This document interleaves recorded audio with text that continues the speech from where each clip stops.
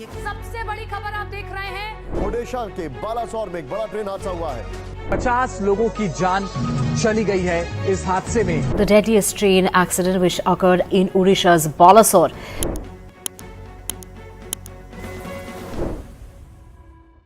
दोस्तों, ओडिशा के बालासोर में शुक्रवार की शाम को एक बड़ा ट्रेन एक्सीडेंट हुआ जिसमें 280 लोगों के मारे जाने की खबर है और 900 से ज्यादा पैसेंजर्स के इंजर्ड होने की बात कही जा रही है। मीडिया रिपोर्ट्स के अनुसार पहले हावड़ा बेंगलुरु ट्रेन के कई कोच पटरी से उतरे और दूसरे ट्रैक पर शालीमार चेन्नई सेंट्रल कोरोमंडल एक्सप्रेस से टकरा गए। इसके बाद कोरोमंडल ट्रेन के कोच भी पटरी से उतर गए और बगल से गुजर रही मालगाड़ी से टकरा गए, जिसके बाद ये एक्सीडेंट हो गया। दरअसल हुआ कुछ ऐसा कि train number 12864 Bengaluru Howrah super fast express 1 जून को सुबह 7:30 बजे बेंगलुरु के यशवंतपुर स्टेशन से चलती है।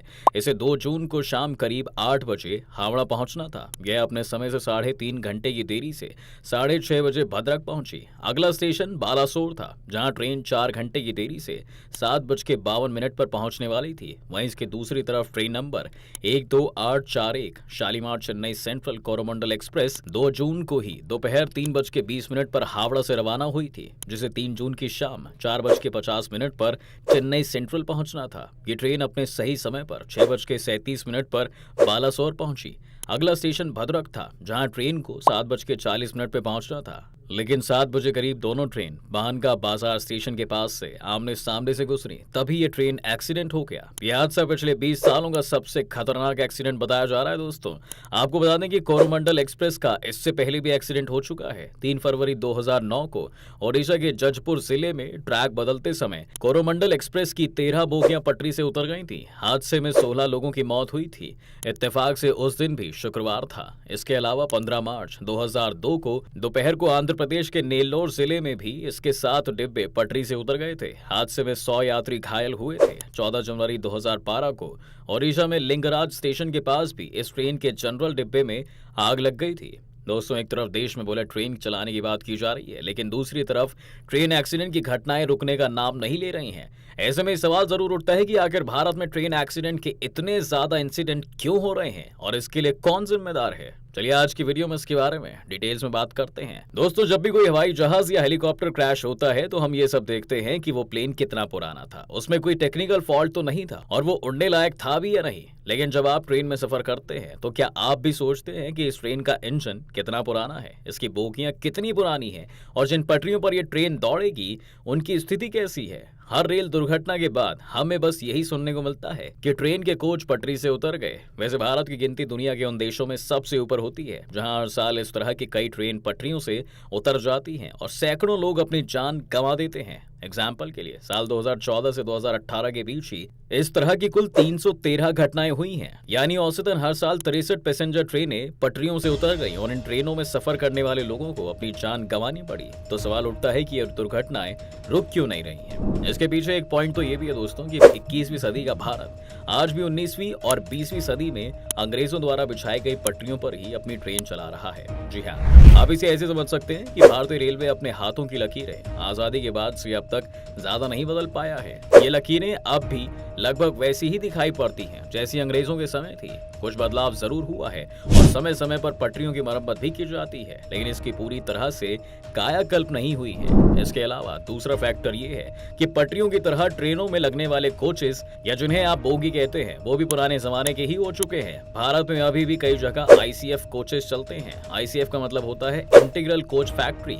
ये भारत सरकार की कोच फैक्ट्री है जिसने इन बोगियों को बनाया है। लेकिन जो बात समझाने की है वो ये है कि जिस टेक्निक्स पर ये कोच बनाए गए हैं वो टेक्निक्स 71 साल पुरानी हो चुकी हैं। यानी आप कह सकते हैं ये कोच बूढ़े हो चुके हैं। ये कोच इमरजेंसी ब्रेक का प्रेशर नहीं झेल पाते हैं और हादसा हो जाता है। हालांकि ट्रैक में फ्रैक्चर का पता लगाने के लिए रेगुलर जांच होती है। हर मेन लाइन जो ट्रंक रूट पर है इन पर अल्ट्रासोनिक वॉल डिटेक्शन होता है। हर महीने रेलगाड़ियों के चलने से छोटे मोटे क्रैक भी आते हैं और उनकी जांच भी की जाती है। माइक्रो लेवल की खामियों का भी पता चल जाता है। लेकिन कई बार जब ट्रैक की जांच में लापरवाही होती है तो ट्रेन एक्सीडेंट की वजह बनती है। इसके अलावा ज्यादा माल ढुलाई भी एक्सीडेंट की वजह है। भारत में रोजाना 1.25 करोड़ से ज्यादा यात्री ट्रेन में सफर करते हैं दोस्तों, और 80 लाख टन से अधिक सामान ढोया जाता है।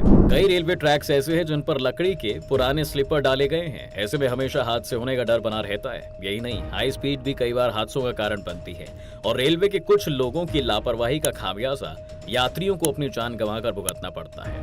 दोस्तों, भारतीय रेलवे का इतिहास 170 साल पुराना है, लेकिन ऐसे रेल एक्सीडेंट इस पर एक काले धब्बे की तरह है।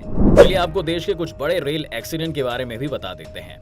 6 जून 1981 को बिहार में पुल पार करते समय एक पैसेंजर ट्रेन बागमती नदी में गिर गई थी। जी हाँ, जिसमें 750 से अधिक लोगों की मौत हो गई थी। इस ट्रेन एक्सीडेंट को भारत का सबसे बड़ा ट्रेन एक्सीडेंट के रूप में जाना जाता है। इसके अलावा 1995 में फिरोजाबाद के पास पुरुषोत्तम एक्सप्रेस कालिंदी एक्सप्रेस से टकरा गई थी, जिसमें 305 लोगों ने अपनी जान गंवा दी थी। वहीं 2 अगस्त 1999 को भी ब्रह्मपुत्र मेल अवध असम एक्सप्रेस से टकरा गई थी, जिसके चलते 285 से अधिक लोगों की जान चली गई थी।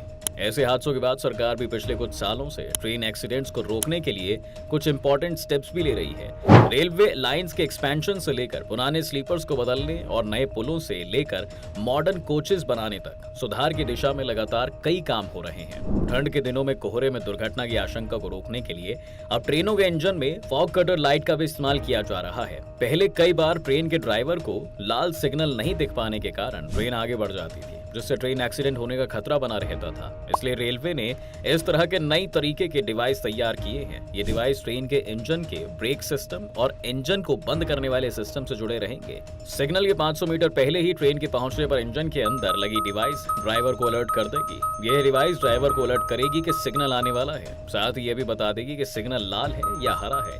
अगर सिग्नल लाल है तो ड्राइवर ब्रेक लगाकर ट्रेन रोक देगा, और अगर वह भूलवश ऐसा नहीं कर पाता है तो डिवाइस खुद ही इंजन का ब्रेक लगाना शुरू कर देगी। ऐसे में सिग्नल से पहले ही ट्रेन रुक जाएगी। आगे बढ़ते हुए अब चलिए दोस्तों, आपको भारतीय रेल की एक और बड़ी समस्या के बारे में भी बता देते हैं। इस समस्या का सामना आपने भी कभी ना कभी जरूर किया होगा, और वो है ट्रेन का लेट हो जाना। जी हाँ, और कई बार तो कई घंटों ट्रेनों का इंतजार लोगों को करना पड़ता है। तो आखिर भारत में ट्रेन क्यों लेट हो जाती हैं और इसकी वजह क्या है? देश में पॉपुलेशन के बढ़ने के साथ साथ यात्रियों की संख्या में भी बढ़ोतरी देखने को मिली है, जिसके कारण रेलवे को एक ही रूट के लिए अलग अलग ट्रेनें चलानी पड़ रही हैं। इससे रूटों पर ट्रेनों की मूवमेंट में बढ़ोतरी हुई है। एक ही डायरेक्शन में जा रही एक से अधिक ट्रेनों को अपने आगे और पीछे चल रही ट्रेन से खास दूरी बनाए रखनी पड़ती है, जिससे ट्रेन लेट हो जाती है। हमारे देश में रेलवे में यह सिस्टम है कि 3 ट्रेनें महज 1100 मीटर की दूरी बनाए रखकर भी एक समय पर चल सकती हैं, मगर कोई दुर्घटना ना हो इसलिए रेलवे के ऑफिशियल्स आज भी ट्रेन को रोककर दूसरी ट्रेन को आगे बढ़ा देते हैं, जिसके कारण से सही समय पर चल रही ट्रेन भी लेट हो जाती है और उसे अपने पीछे चल रही ट्रेन को आगे निकालने के लिए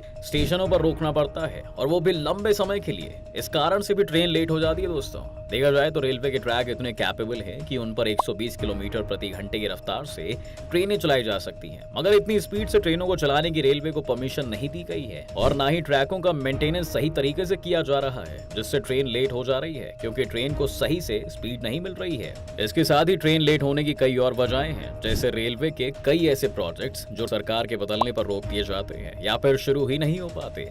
साथ ही रेलवे में हो रहे घाटे के कारण भी समय पर प्रोजेक्ट पूरे नहीं हो पाते, और फिर इन योजनाओं की कीमत साल दर साल बढ़ती जाती है और इन प्रोजेक्ट को पूरा करने में देरी हो जाती है। कई जगह ऐसी भी है देश में जहां डबल लाइन तो है, लेकिन वहां नदी नालों पर पुल का काम रुका हुआ है, जिसके कारण सही से ट्रेन नहीं चल पाती।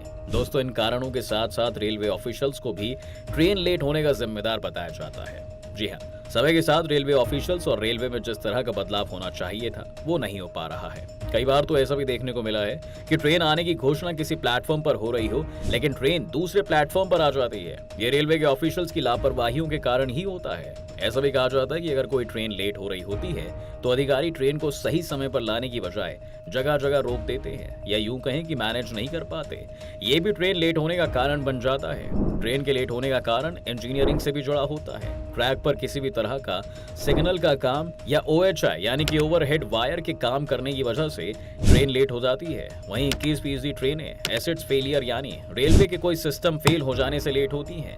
इसमें कई बार देखा गया है कि सिग्नल के फेल होने इंजन फेल होना, कैरेज और वैगन में गड़बड़ी या OHI के फेल होने से भी ट्रेन लेट हो जाती है। वहीं कई बार कुछ बाहरी वजहों से भी ट्रेन लेट हो जाती है, जैसे chain pulling, level crossing gate, track पर किसी तरह के हादसे, ट्रैक पर किसी तरह का प्रोटेस्ट या मौसम की वजह से लेट होना। ट्रैक पर कंजक्शन का होना भी ट्रेन के लेट होने का कारण है। वैसे आपको जानकर हैरानी होगी कि पंक्चुअली में सबसे बुरी हालत साउथ ईस्टर्न रेलवे की है। जी हाँ, वेस्टर्न और सेंट्रल रेलवे इस लिहाज से सबसे बेहतर है। अगर पंक्चुअलिटी में रेलवे डिवीजन की बात करें तो हावड़ा डिवीजन की हालत बहुत खराब है। वहीं उत्तर रेलवे के 3 मंडल लखनऊ, मुरादाबाद और दिल्ली इसमें अंतिम पायदान की तरफ हैं। 2018 में कंट्रोलर और ऑडिटर जनरल ने ट्रेन लेट के बारे में एक रिपोर्ट जारी की थी, जिसमें उन्होंने बताया था कि भारतीय रेलवे दुनिया के सबसे बड़े रेलवे नेटवर्क में से एक है, जो 1.2 लाख से ज्यादा ट्रैक के नेटवर्क में डेली 13,000 से ज्यादा ट्रेनों को चलाती है। देश में 7,000 से ज्यादा स्टेशनों की जर्नी के लिए 2.2 करोड़ से ज्यादा पैसेंजर्स ने डेली बेसिस पर रेलवे का उपयोग किया है। CAG के ऑडिट के अकॉर्डिंग हावड़ा, इटारसी और अहमदाबाद को छोड़कर बाकी सभी स्टेशनों पर पैसेंजर ट्रेनों को 15 मिनट से ज्यादा समय तक रोका गया है। इन तीनों स्टेशनों पर हर ट्रेन 15 से 25 मिनट तक की देरी थी। यह भी नोट किया गया कि मालगाड़ियों की देरी और भी अधिक थी और दिल्ली को छोड़कर सभी बाकी स्टेशनों पर 21 से 100 मिनट सभी मालगाड़ियां लेट थी। इन सब चीजों को जानने के बाद दोस्तों आप समझ ही सकते हैं कि भारतीय रेलवे अपनी दावों पर कितनी खरी उतरी है। तो दोस्तों उम्मीद करते हैं कि आपको इस वीडियो में कई और नई जानकारी मिली होगी। इंडियन रेलवे से जुड़ी अगर आपकी भी ऐसी कोई यादें हैं तो हमें कमेंट बॉक्स में जरूर लिखिए। वीडियो अगर आपको पसंद आई हो तो लाइक कीजिए, हमारे चैनल को आज ही सब्सक्राइब भी कीजिए।